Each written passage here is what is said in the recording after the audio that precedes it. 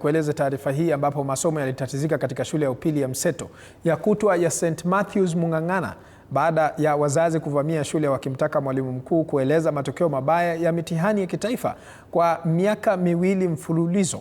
Wakiongozwa na Edwin Opaki na Sabina Ambani, wazazi walisema kwamba licha ya kulipa karo kwa wakati, hakuna mwanafunzi aliyefuzu kujiunga na chuo kikuu mwaka huu, huku zaidi ya wanafunzi 19 wakipata daraja la E.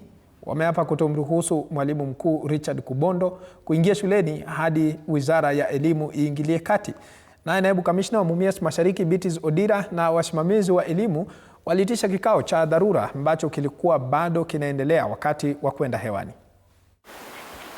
Huu ni mwaka wake wa pili akitoa matokeo duni. Tunaandamana mwalimu atoke, tuletee mwalimu atafanya kazi na wazazi na wanafunzi. Hakuna hata mwanafunzi mmoja aliweza kupata marks na mpeleka kwa chuo kikuu. Mwalimu wetu mkuu tunalalamika kwake kuwa hana uhusiano mzuri na wanafunzi wetu, hana zile program za kusaidia wanafunzi ili waweze kuwa na matokeo bora.